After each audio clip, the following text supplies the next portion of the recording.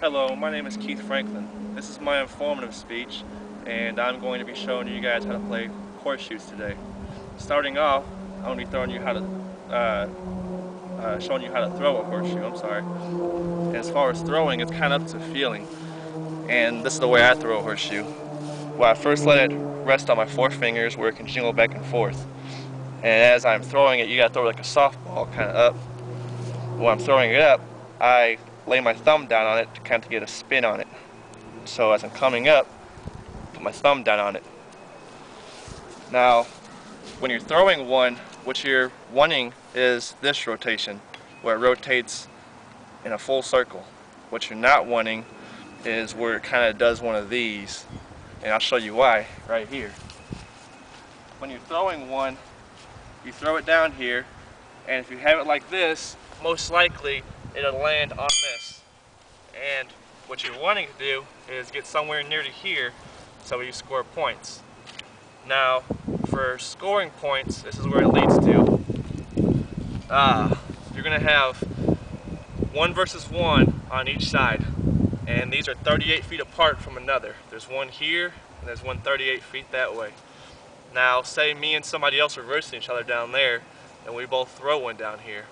And say mine lands right here. For me to score at least 1 point, my shoe has got to be within 1 reach of this shoe. So since mine is not, obviously, I wouldn't score anything. But if mine landed, say, right here, it's within 1 shoe, so that's 1 point. Now say I threw a shoe down here and it landed like it was leaning against the pole. That's called a leaner. That's worth 2 points.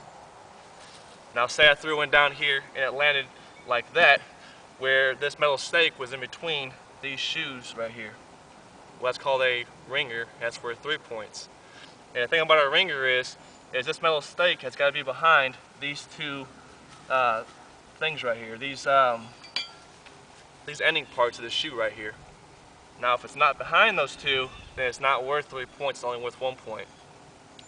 Now, rules of throwing. When you're throwing a shoe, you gotta at least, you're not allowed to go in front of this square box right here. You're allowed to take 1 step, but you gotta keep 1 foot still there. So if I was throwing, I would take 1 step and throw. And that's the way I would throw a step.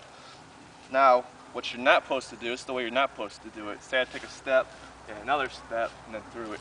You're not allowed to do that. The actual way you do it is take a step without leaving this foot from the ground, you throw it. So an actual throw looks like this. That's an actual way to throw one. Now, usually when you're versing somebody, there's usually 1 versus 1 or 2 versus 2.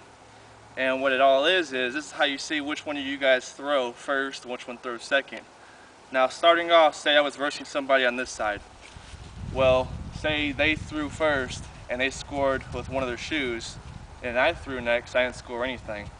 Well, since they scored one of their points, they automatically get to go first on that side, throwing this way.